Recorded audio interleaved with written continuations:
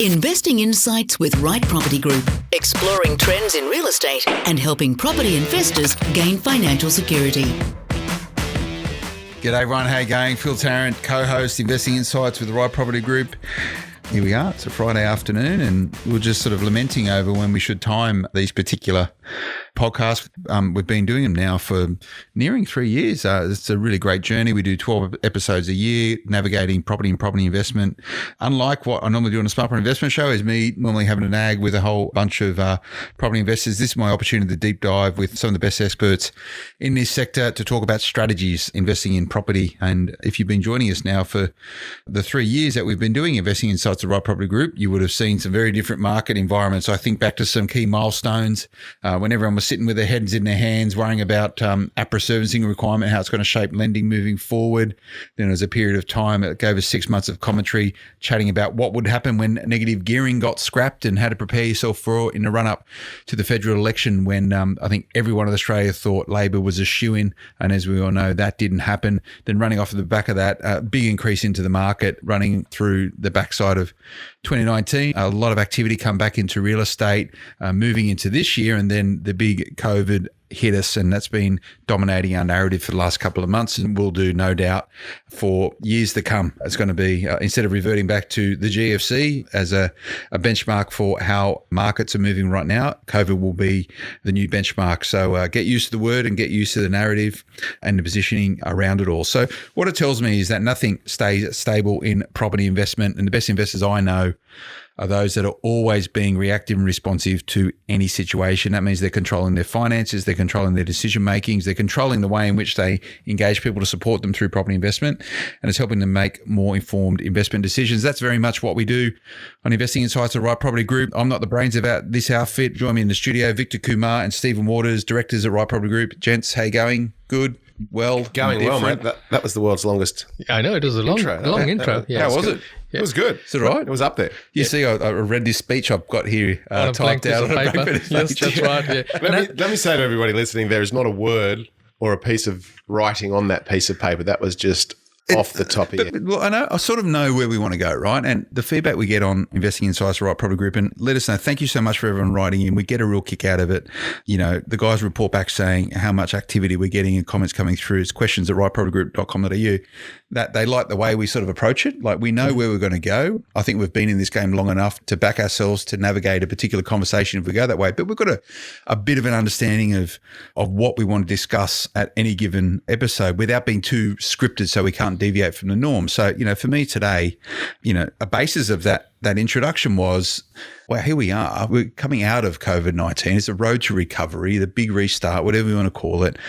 I went out and got some food earlier on. Like, there's activity happening. People are, you know, returning back to normal. And you know, I spend a lot of time educating myself, reading myself. I get to speak to guys like you who help me inform my decisions and impressions towards property investment. I read a lot as well.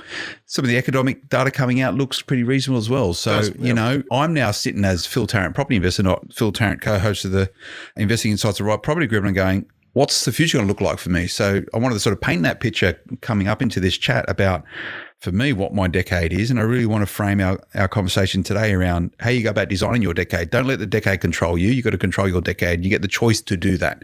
And if you're not doing it, guess what? You can start right away, can't you, Steve? That was actually pretty good. Yeah, it is. And then, look, there's an element of design your decade that you will have no control over. And so control what you can influence, and that is decisions. And some of those decisions might be when to start, what action steps you need to take, and of course when to sit on your hands and do nothing, or be reactive to the market and opportunistic, as opposed to, you know, being too stuck in a lane and cemented in a strategy. Because a strategy, which we'll talk about later on today, is really about the flexibility in the times that you need to pivot, or that you should pivot. And COVID has probably highlighted that more so than anything. And you're right, because we have talked about the GFC. That was the pivotal talking point pre-COVID. Everyone compared everything back to the GFC. Yeah. And now it's, well, that's not the benchmark. COVID is, albeit that there's been some differences in terms of reactions to the market and the economy. Nonetheless, it's a seismic event, and I'll talk about it for 1,000 years. Yeah, and I agree with Phil that it's been an interesting last 3 years, right? So we've had several major milestones in terms of plans going astray because there are things that we can't control. And if you talk about it from a 3-year time frame, anyone that has deviated from fundamentals and buried their head in sand or have acted out of fear is going to hurt financially. And what I propose to do today is Steve and I will probably highlight the fundamentals and the things that you need to look for to actually look at how you can progress in the next decade in terms of putting yourself in a position where you can look back in 10 years' time and say, that was a good journey. And one of the key things and the key element that we need to make sure that we address is that you can use the template of the last 10 years.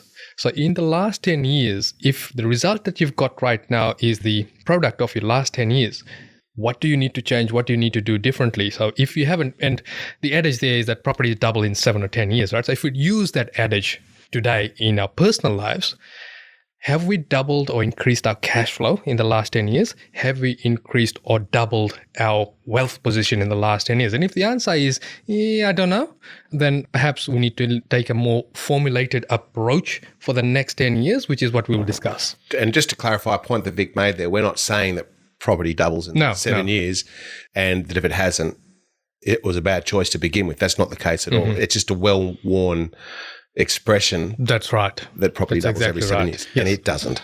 So have you got, Victor, it's not the first time we've sort of touched on, and we're not touching on today, we're going to deep dive into it. And it's going to be a 2-part episode about Design Your Decade. So we're going to look at from naught to 5 years and then 5 years to 10 years. So make sure you tune in next month and we'll get stuck into what 5 to 10 looks like. And my decade, I'm sort of coming towards the back end of my first decade in property investment. I'm happy to, when we do that, to share where I am in our portfolio with you guys. And Steve, you were instrumental, also Victor, in helping me create that and set that up. And we spoke about on the Smart Property Investment Show recently, which has been really well received. People love talking about it. So we'll have to share about that. And I'm happy to be an example if you want to talk about all the things that you can do wrong. Personally. I'm sure you're qualified there, right? But today's very much about starting off to year 5. But Victor, we've spoken about Design Your Decade before, and I think it was probably about 9 or 10 months ago. And it was there was sort of a short in passing comment, but this is a concept that you formulated. Have you trademarked it? This is a Victor Kumar concept, Design Your Decade. Are you going to claim ownership? No, I'm not. No, I'm not. It was something that we've been bouncing around for quite a while in terms of, okay, we've achieved, and both Steve and I have been investing for well over 20 years. Yeah? And it was something that we're bouncing around to say, okay, you know what? Where do people go wrong? Right? Where do people go wrong? And it is in the period where they've done all the heavy lifting and then they're too impatient or too disorganized, and I say that in a nice way, too disorganized to reap the fruits of their labor. And then we reversed engineer to say, let's put some milestones as to what are those milestones, what are those pain points, what are those the pivots in that journey. And usually, and that's why I've broken it into 2 parts, usually what you find statistically that most people sell their properties within the first 5 years of purchasing because they haven't done year 1, 2, 3 well enough to get to the year 5 and say, okay, no, where to from here? Because at year 5, really, you come to a fork in the road in terms of what you're going to do and how you're going to then get to your end goal. But if we come back to right in the beginning, and so this is something, Steve, you and I have been banging on for ages, right? Ages. I forget how long in terms of we've been saying this, is that you have to start with the end in mind. To begin with. It's interesting because when we look at the whole Design Your Decade scenario, and today, as Phil mentioned, we're going to do years 0 to 5 and we'll do 6 to 10 later, that if I had have known this in the beginning and had some direction rather than fumbled around, and to be clear, I was very lucky in my fumbling for the most, but I look back and I could have done so much better. Steve Waters, the fumbling investor. There's the next book. What was your book? What was your book called? Supercharge Your Property Portfolio. And then it's by Victor Kumar and Fumble Your Way Through Property Investor by Steve Waters. I like it. The accidental investor. He's the fumbling investor. Isn't it? Will you write that I'd say for me? bumbling. Will you write that for me? No. Okay, that's not going to happen then. Somebody on it. You do an audio book. I think that's the way you do books these days. No. We digress. Yeah, slightly. So, but if we had had some clear direction, because when we first started, there was really nothing and there was no one. It was all paper-based and quite theoretical based on what could happen overseas because it was a closed shop, if you will, in terms of people and knowledge and what have you. But I think people talk about fundamentals in terms of the property type, but no one really talks about it or goes deep enough in terms of, well, what about your fundamentals and what are the things that you should get right, whether it be an element of mindset, finance, goals. They're another set of fundamentals. So let's get into it. So years one. So that's a good point, Steve. So let's give some structure to how we can navigate this first 5 years. So there's a point in time where you stop being someone who wants to invest in property to being a property investor. And I say that is a watermark for where we probably need to start from. So we'll go from year 0 to 5. Let's start at 0. So 0 is you're not a property investor yet. You're someone that wants to invest in property. And this is the fundamentals, Steve. That was a good point that you made because you can have all the information in the world and a paper-based strategy, but unless you execute and you know how to execute, it's really nothing. It's still just it's something out there. It's still a wish. And so you need some tangible milestones. Does your decade start once you've bought a property? No, it starts beforehand. So what is the gap between buying a property and starting beforehand? Can that be 4 years? Because for a lot of people, I bet you it is. Look, I'd say for some people it's over 10. Yeah. So this is a really important point. Absolutely. For some people it's 2 months. Yeah.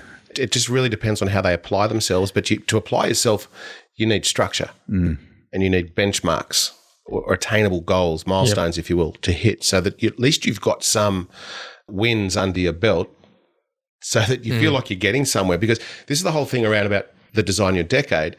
People talk about the end result. And it's like, well, you can retire with a passive income and, drive Ferraris and big boat. Intangible. It's not tangible. And as you said earlier on, Vic, there gets to a point where all you feel like you're doing is cutting checks and you're actually not getting any traction. And that's the most dangerous part. That's around about year 5, which we'll do in another podcast. Yeah. So what happens in terms of most people's journeys is there is a transition point, right? And this is where it separates the successful investor to the punter. Yep. And the transition is getting from a consumer of information to an implementer of information. So you're implementing what you've got, right? So most people get stuck in the consuming the information because there is so much noise, there's so much information out here right now. When Steve and I started, the blessing in disguise was that there wasn't as much noise, there wasn't as much information. It held us back, but it also kept us safe as well. And we didn't get into over-analysis of, okay, which strategy, where do I buy, or do I implement this strategy, or regurgitate fancy names and all this sort of stuff. So this is where the transition happens. So once you've done the transition of, okay, I've done enough of consumption of information, it's now time to implement it.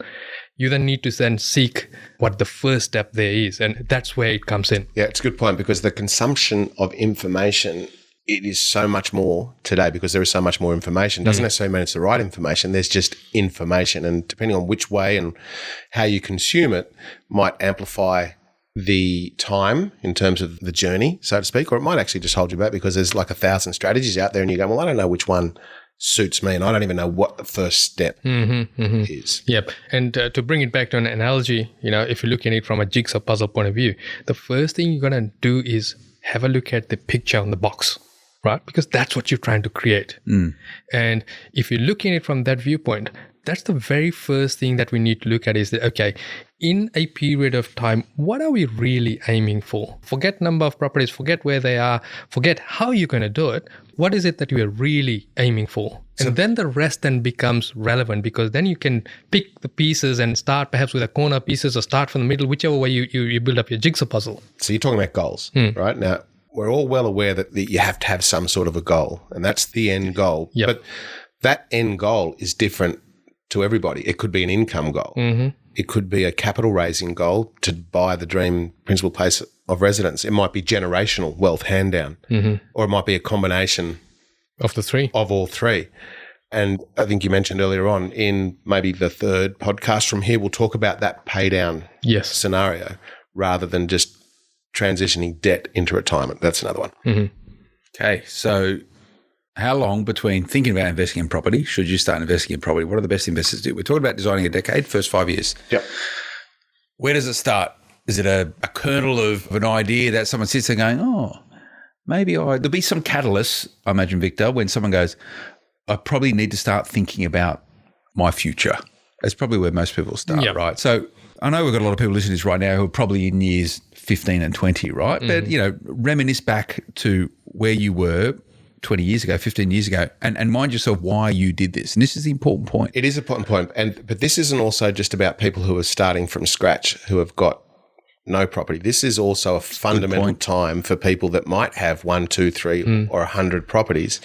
You can actually just... So you can reset and start your... Yeah, and what better time to reset than during... But this is the catalyst, right? So we're talking about catalysts. So you could be a property investor right now, and it's the catalyst to change what your next decade looks like, because guess what? Things have changed fundamentally. So it's probably the right time to do it. Or if you're new to investing, this might be the catalyst to go, hang on a second, look what can happen. The people who are doing well through COVID have got a few bucks in their back pocket and they're not stressed out right now, and they're capitalizing on it. So when the next pandemic happens, or the next critical incident happens, which changes the economic framework, you want to be the person in the best state possible so you can reset your decade at that point in time. It's funny that you should say that, because, and I don't know if we've mentioned this before, when COVID really hit Australia, we were in Perth, I think it was, and we nearly got caught there. And we quickly did a video for our clients just to give our thoughts around it. And some of the points, because I watched the video the other night to see how accurate we were on our predictions, which was spot on, let me tell you. But did you go back and edit or something? No. It probably, if I knew how to, I would. But some of the points we made was that this will actually sort the men from the boys, so to speak, in terms of strategy. For those that have done nothing other than concentrate on growth and let cash flow sort of go to the side because everyone was living large. There was good employment, there was good disposable incomes and the like. But just like the GFC, there's a crisis that's happened that's actually highlighted the potential pitfalls in portfolios. And just about every single one of those pitfalls will be revolving around cash flow. So we're not necessarily talking about buying high yielding properties. We're talking about having the portfolio within the means of your cash flow tolerance within your household budget, so that you're not then scrimping and saving to actually hold on to a portfolio while there's a crisis on. And it could be as simple as liquidity, as we've talked about just about every single portfolio. So that actually brings us to the first point in terms of getting started or pivoting the portfolio, so to speak, and designing the decade, is what are those tolerances? And it is all based around capital and cash flow, because they're the two finite resources. They only go so far. And we often talk about the shortfall. And just so we're really clear about what the shortfall is the cash in, cash out income difference, or the difference between all income and expenditure. So just remember that. We will refer to it as the shortfall. Yeah, without taking tax incentives into account. Or pre-tax. And so, because if you've lost your job, well, then the pre-tax scenario or the post-tax scenario doesn't really help. So the pre-tax scenario, the shortfall, is one of the fundamental cornerstones of a portfolio. And to be very, very clear, it is not what you save. It's not the savings from your individual or combined incomes. It's what you are willing to contribute from the savings to the portfolio to sustain it. And there's a very big difference between the two. And if you get that cornerstone component right, well, then there's a bench or a milestone that you've just achieved, which is around finances, to then go to the next corner. Yeah. So the importance is not to commit all of your surplus cash towards the investing. Otherwise, you're running very thin in terms of things get derailed, such as, losing your job, such as the lockdown happening and all this sort of stuff. So what you're saying, Steve, in terms of clarification, is that let's say you've got $800 a week that you can afford towards investing. You probably want to dial it back to half of that. Leave some in the tank. Yeah. And so the problem with it is, and I don't want to paint ourselves into a corner here, but how can you plan for a crisis if you haven't experienced one? True. And there's a difference between saying, well, I've lived through a GFC, but what were you doing during it?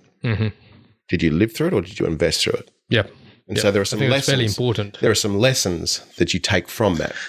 To be fair, though, you can buy those lessons these days. You know what? I'd agree, only to a point, and you can buy those lessons. It's best to have the scar tissue, but I think back to my journey in property investment, I wasn't investing during the GFC. However, I received the benefits from other people who invested through the GST because I was able to essentially, inverted commas, buy that experience as you guys. He's giving us a plug, Steve. Yeah, I know. But you know, I haven't really thought about this before. Like, you know, and this goes to having an A team, right? Like, you know, getting the right people, doing the right things at the right time, and leveraging. I love leveraging off other people's mistakes. People do it off. I've made plenty of mistakes, right? That's why I like to share them. Because, you know what? That's my next book. There you go. 37 chapters. 37 chapters. But you are Remember right. that place you got up Nelson Bay way? That's a cracker. That's a really good property. That's going to be on the cover. That's the picture on the cover. But you are right. If you're leveraging someone else's mistakes or experiences, that's smart. That's smart. Yeah.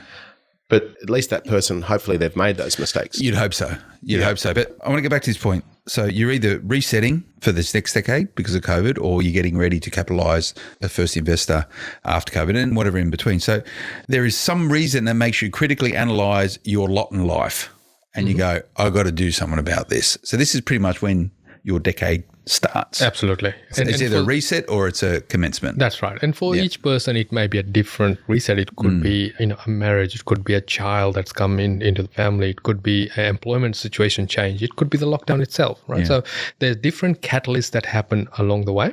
And it's actually recognizing it and then also recognizing where you are and knowing that whatever you've been doing so far, you need to change it to get a different result and get to it in a more structured manner so that you're not then marking time and burning unnecessary fuel along the way and getting the results a lot faster in a much safer and more structured manner.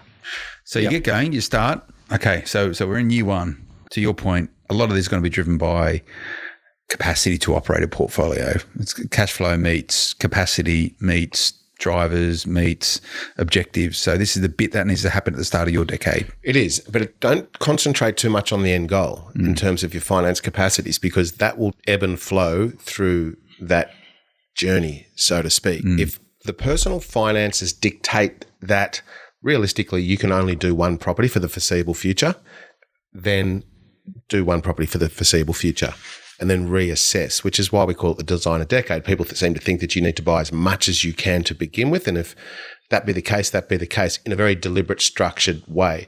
But if it means one, then it is one. It can be as easy as that. But once again, it's based, so we're looking at the overall arching goal as an end result. We're still got to get started. Yep. And you start with number one. Or if it's the second part of your portfolio. Might be number 50. It might be number 50. Yeah. Yep. Okay. So, and that's the decision-making process. So you need to reset, realign, and create a strategy.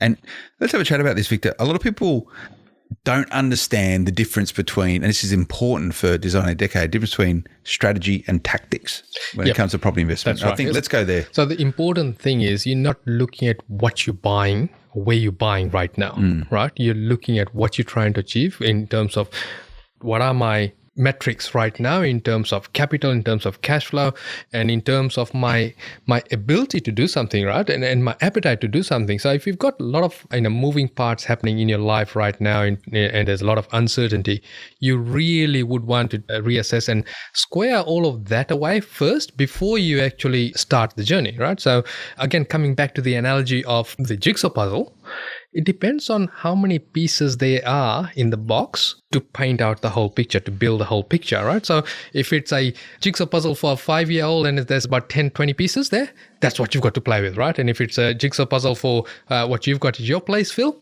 it's 2,000 pieces, right? So that's what you need to say. This is what we've got to deal with, right? And then from there, that's when you go back and reassess and to say, okay, what is it in terms of clarity of goal?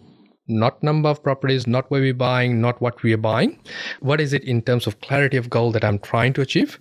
And then reverse engineer to say, okay, this is where we are right now. Then there's some budgeting happening in terms of let's look at the household budget. And this could happen in a week. It could happen in a year, right? It depends on how motivated you are, how hungry you are, how organized you are to get your stuff together and then put it in front of a secondary set of eyes rather than just making the decision yourself. I've actually got a really good example of that from today. Where I spoke with a client who we did this 12 months ago, and she has spent she's a FIFO over in WA, and she has spent the last 12 months hitting and saving based on the initial strategy, if you will, part of the Design Your Decade to hit that capital mark. Now, that's taken 12 months to get to that mark. For some, it might be immediate.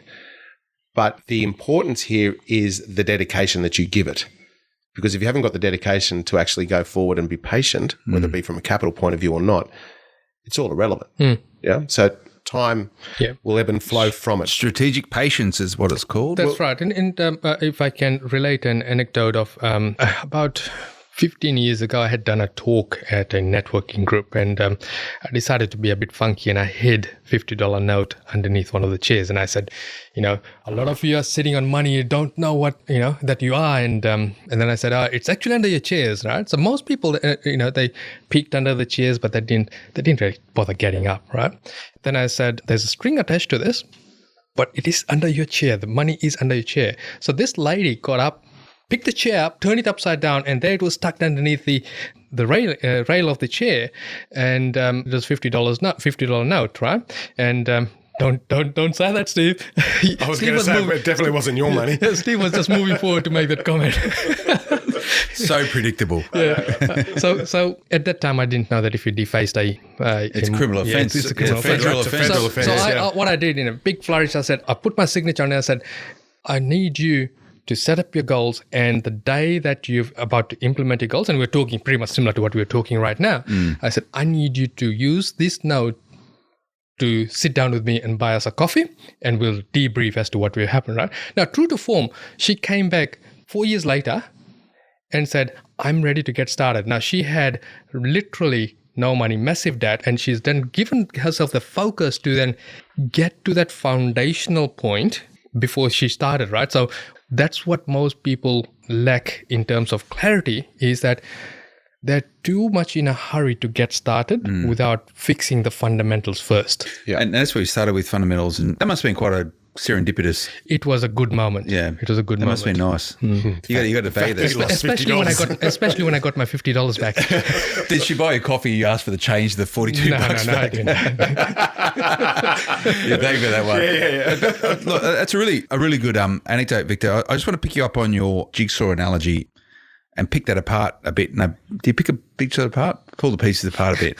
I don't mind the analogy saying that your jigsaw pieces gets more complicated the wider and larger that your portfolio gets. I would challenge that in saying everyone's jigsaw is fundamentally the same size. So when you talk about scalability with property investment, the management of it gets more complicated and sophisticated, but the pieces of it is still fundamentally the same. I would say the pieces get smaller. Smaller, but the number of pieces are still the same, right? And the way I'm going with is why you're buying somewhere, where does it fit into a portfolio? You got to pay rent on it. You need a mortgage. All the bits doesn't change. The bits in my stuff hasn't changed that much at all, So a lot of people, and sometimes I think my portfolio is hugely complicated, but I just went through an exercise. We spoke about it where I just broke it down to its basic pieces, and every property is identically the same. They're just bigger numbers or smaller numbers. It's only zeros. So how do you a lot of people get scared about property investment, and they think about Design Decades.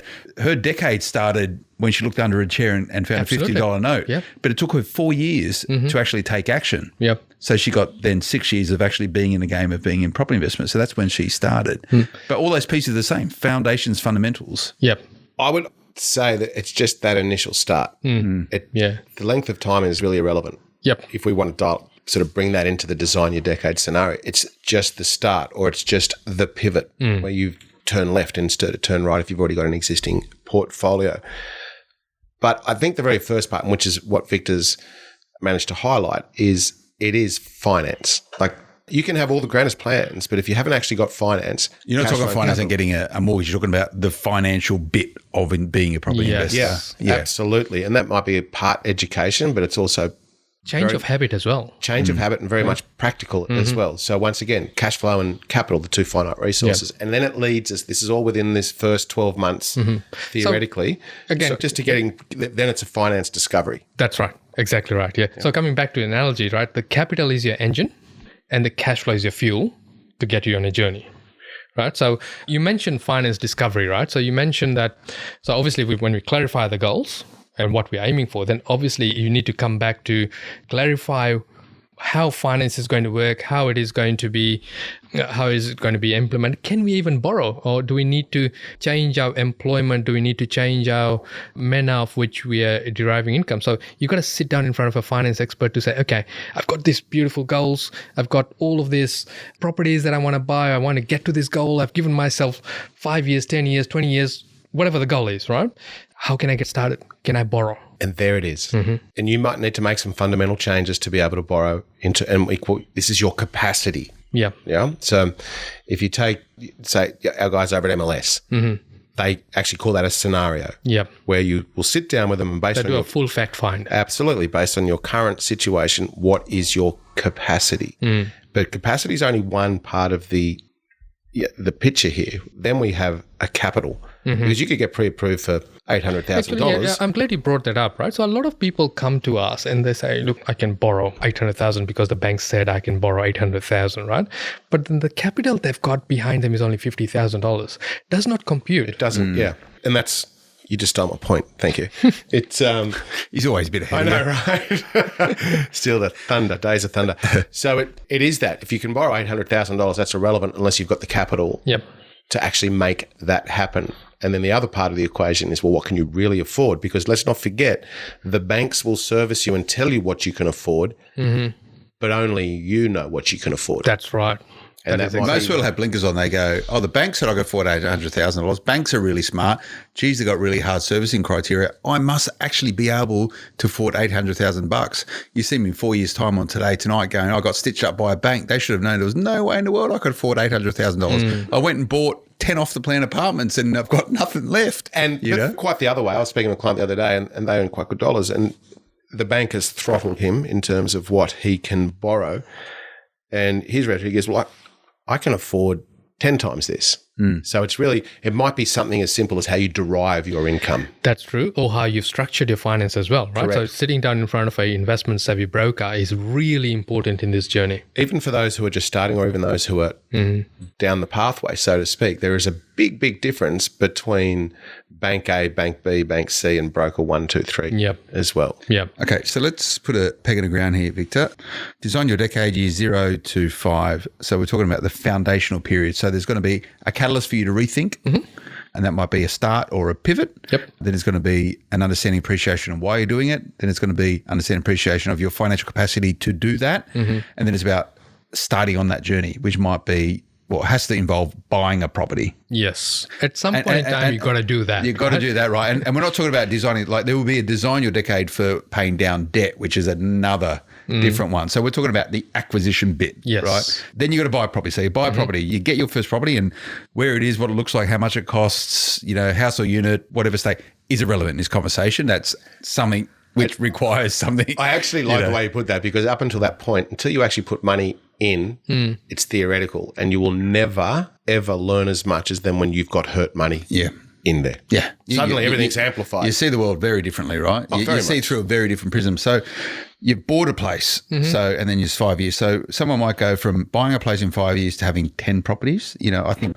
within 0 to 5 years, we probably added 14 or 15. Yeah. We'll to make be it fair though, very different economic circumstances Absolutely. At the time, very different loan ecosystem.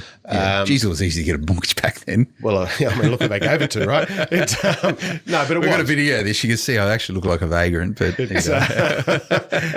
I tell you, but if you want to, you should go back to some of the SPI videos when you were doing the renovations if you want to talk about vagrants. Yeah, true.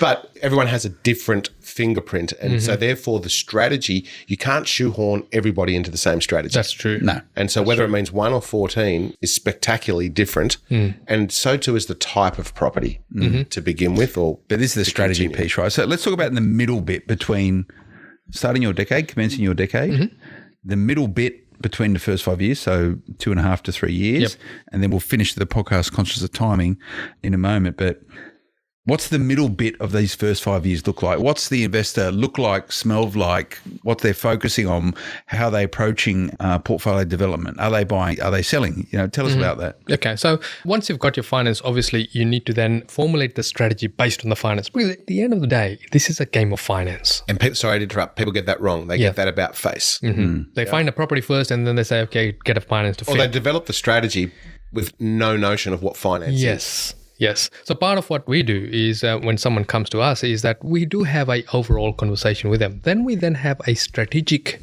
implementation call with them once they've got finance in place, because what we may have discussed in the initial phases may have to be honed down, fine-tuned based on the finance that's available. Once the strategy is put in place, then we purchase, obviously. Then we bed down that property, right? Whether it is one property in the first 12 months, whether it is two properties, it depends on the amount of capital you've got, depends on the goals you've set, and depends on your risk appetite and what's happening in life. Yep. And so year one really is preparation and execution. And so when I say year one, the first 12 months is all about preparation and execution. Yep. And reviewing. Yes. Right, yep. Which is essential. That's right. And then you fast forward that to year three. Year three is an important milestone because you're checking in. You're checking in just to see how you're traveling, what's changed, how has the finances and the moving parts within the portfolio changed, how has the finances in the family situation changed? Is there bubs on the way? Is there new PPOR on the way? Are you turning from PAYG to self-employed?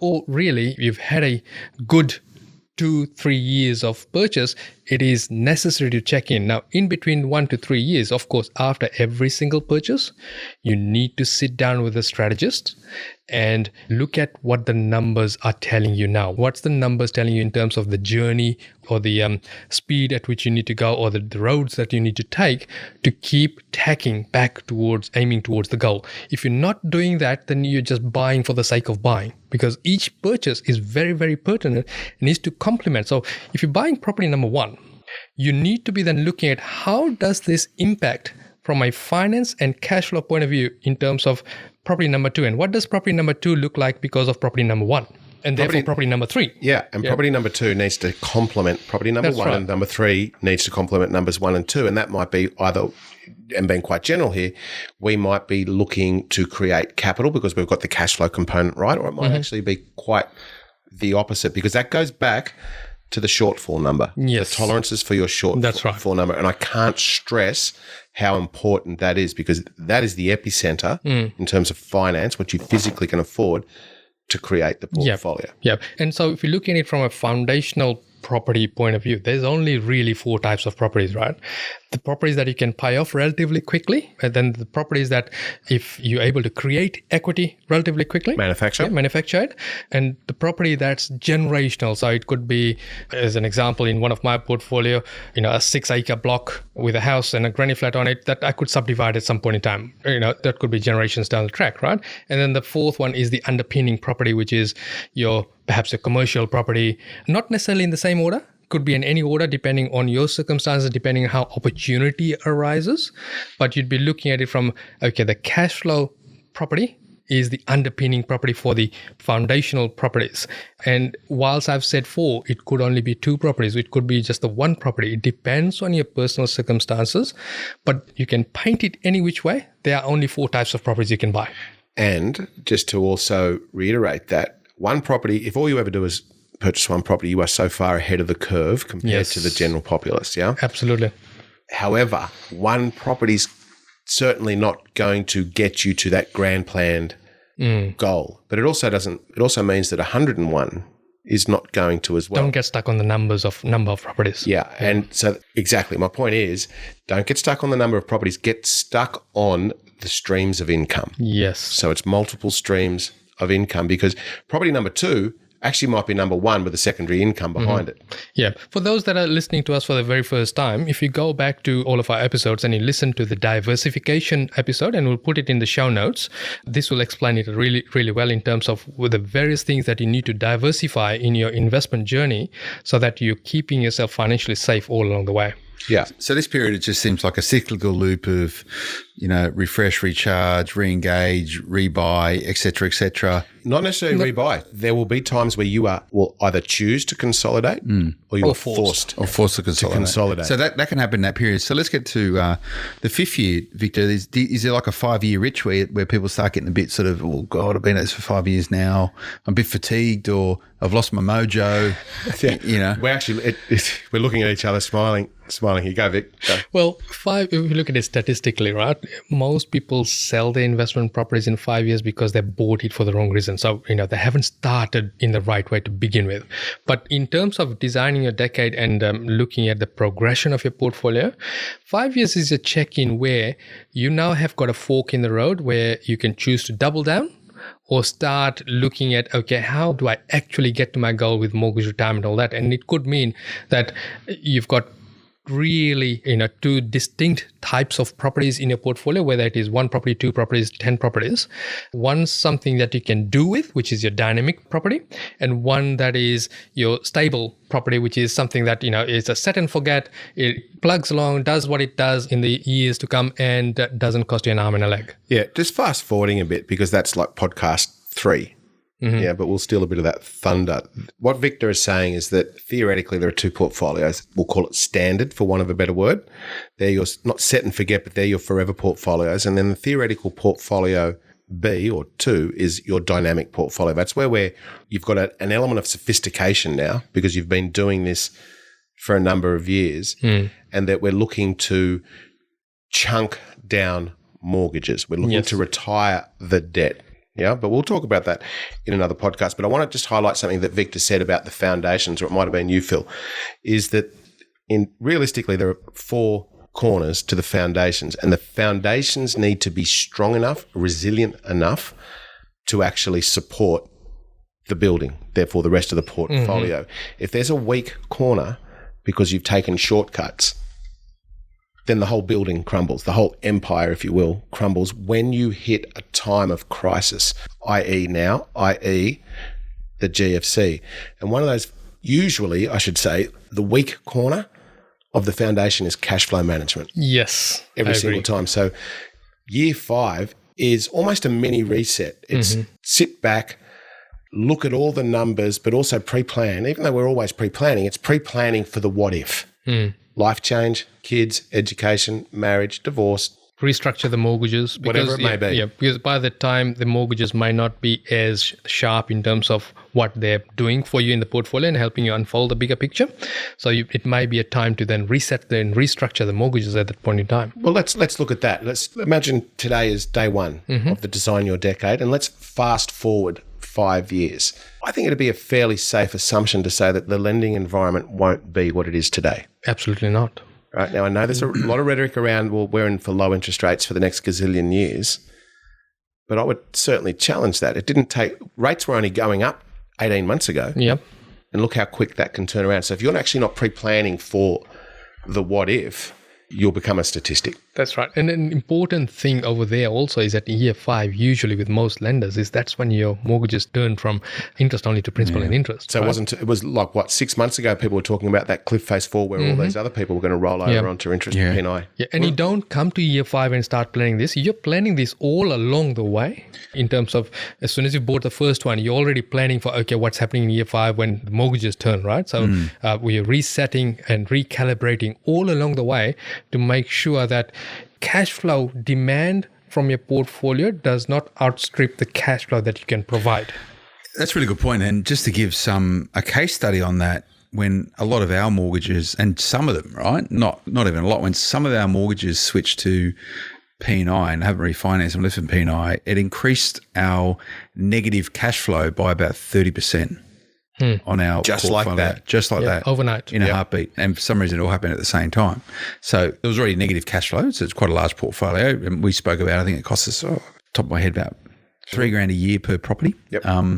It added 30% to our holding costs, negative holding costs, pre-tax, with stuff moving to P&I. Yeah. So if you hadn't planned for that, you're in all sorts of grief. You're in a lot of trouble. Hence the reason hence also why most people then sell properties as well at that point in time, because they've come to this cliff face and they haven't pre-planned for it, and then they don't know which way to pivot. that constant review, the constant subtle realignment of the portfolio and the mortgages hasn't happened all along the way. Because the natural instinct is to run for the hills, bracket, sell the property. It's an easy out when often it's the worst out. And, and Murphy's Law will have it that it is the worst part of the market to do that. And the reality is that you've done all of the heavy lifting. All of it. And you're pretty much selling just when the curve is starting to take off. Yeah. Good. Victor, a lot of people probably listening to this going, that's already good, great narrative, that's easy for you guys, you know what you're doing, I'm confused, I'd love to design my decade, but I don't know how to. Any tips, any recommendations? How do you get going, mate? Look, one of the things that we find is that a lot of people consume the information and then they sort of not sure as to what the first step is to take. And what I'd like to do is for the first 20 people, and I'm sorry, Steve, I'm going to mess up with the diary as well. For the first 20 people that will send us an email at questions@rightpropertygroup.com.au, we will sit down with them. So either myself or Steve will sit down with them and help them assess where they are. Now, this is whether you are a beginning investor or you've already got a portfolio. We'll sit down and help you realign to say, okay, this is what you need to do in year one, as in the next 12 months. And this is what you need to do by year 3, so that you've got a bit of a template to then start the journey or realign the journey. And that way you can then look to maximize your capital and also leverage with intellect, right? So that it is actually getting towards a scenario where you've been listening to this all along, and we will then come in as, if I can use the word, coaches to help you coach to actually realign to say that this is what your next step should be. Just to reiterate though too, it's not just for the beginners, it's for people that may have an established portfolio already. Yep. And you can use this time as to have myself or Vic review your portfolio and give you some action steps. Yeah. And that's good for people in Sydney. Do you guys do things over Zoom? I know you probably do. You're probably technically sophisticated, Victor, but this Luddite over the way he is. I don't know. Can you do it via courier pigeon? It'll take a decade to get to the other side. It'll be the end of the decade before you even get started. No, like Zoom is, I would do 30 Zooms a week. So Zoom's okay. I mean, there's a silver lining to COVID, and that is leverage of time. Zoom works. Yeah. But look, we are getting some mobility now. You can share screens as well. It's pretty easy. At least then if they're doing a portfolio review, they can show what spreadsheets they got, and you can actually dig down and get quite detailed, right? Yeah. I'm actually glad you brought that up. So if you do email questions at Right Property Group and you want someone to review your current circumstances because there's a couple of properties in there and you need some direction or a second opinion, if you will, please at least do some pre-work. Use this opportunity to get real, and that might take a week's worth of pre-work. Well, you don't want to spend time with you guys for you to go, you don't know anything about your portfolio, go and put your numbers together then so we can actually have a proper conversation. Correct. That's where you need to be. But I know when you catch up with me, my portfolio, you've seen how detailed and the way I do it gives us every bit of information that we need in order to just why don't you use that as a visual? Is that on the SPI side? Well, what I'm going to do, and I've had heaps of emails, like literally heaps of emails, people going, Phil, how do we get hands on this spreadsheet you use, this magic Phil Tarrant spreadsheet? So what I'm going to do, I'm going to leave one property in it, and I'll get rid of all the other details, but I'll leave one real property in there, and essentially it's absolutely everything to do, how it is, and then how many properties you got, you can just fill in all the formulas and stuff will be there. So let me tell you, anyone who's listening, because I know the spreadsheet clearly quite intimately, and when Phil and I go through this spreadsheet, you are scrolling left for years. It is long and but it's quite detailed. But so it should be. So all people need to do, I'll highlight the input fields. So that way people can actually just chuck your numbers in. And if people want to, I think the fact that you guys are making this offer, it's really good because you get a lot of value out of it, even if you use that as a mechanic. So you got your own, what's your portfolio tracker? Yeah, portfolio tracker. Can people get the portfolio absolutely tracker? They can. That's probably better. That's probably a little bit more. That has been downloaded probably. Yeah. I think we it might be a bit user-friendly, your portfolio tracker. Compared to yours? Yeah. I would probably suggest that our portfolio tracker is a great first step for those that don't have one. Yours is next level excellent, but then there's an element of sophistication around it. It's probably too much. How do you get portfolio tracker? Same place? Same place. Questions at rightpropertygroup.com.au. Put portfolio tracker in the header and we will send it out to you. But certainly if you want to sit down with myself and Steve and assess your situation and help you get started in the right direction, questions at rightpropertygroup.com.au. And Steve, you wanted to add to that? So I just put my thumb up Yeah, here. he just put his thumb up here. And Is that a thumbs up? As sorry, in- he thought he was on Facebook and that's why he's giving me a thumbs up, right? He liked what I said. Well, actually, no, I'm glad you said that, though, because we do fortnightly, which I'm not sure which sync this podcast will go out with the Facebook Live, but we do that every fortnight of a Thursday at evening at 6:30 p.m. And, of course, there's a quadrillion podcast that we've done. Oh, yeah.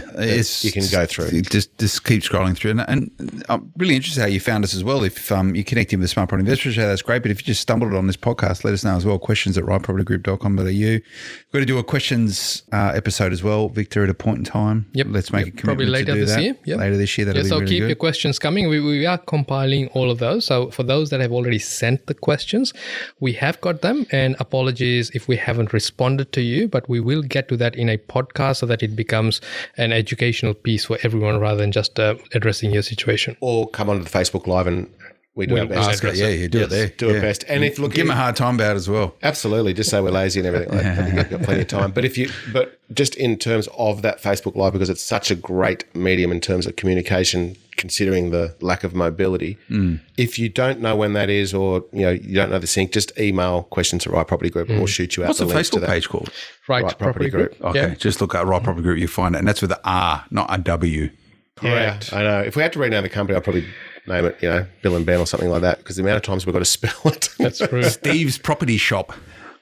The property shop. No, there is a property shop. That's good. Really enjoyed that, gents. That's I think we navigated that pretty well. First 5 years designing your decade, and the important bit in that is everyone's decade is different. It's like a fingerprint, right? No one's decade is the same. No Steve. two is the same DNA. So, and get your head around that, because if someone gives you an off-the-shelf decade, it's probably the wrong thing for you. Absolutely. Well said, Philip. Yeah.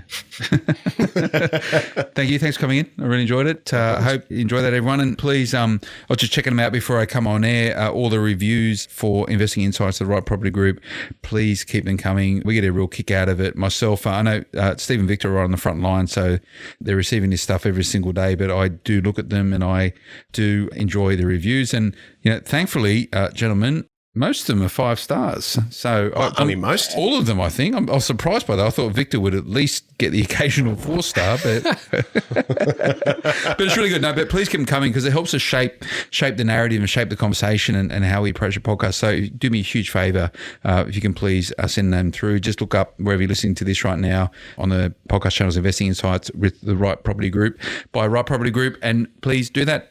We'll be back again next time. Until then, bye-bye. The information featured in this podcast is general in nature, does not take into consideration your financial situation or individual needs, and should not be relied upon. Before making any investment, insurance, tax, property, or financial planning decision, you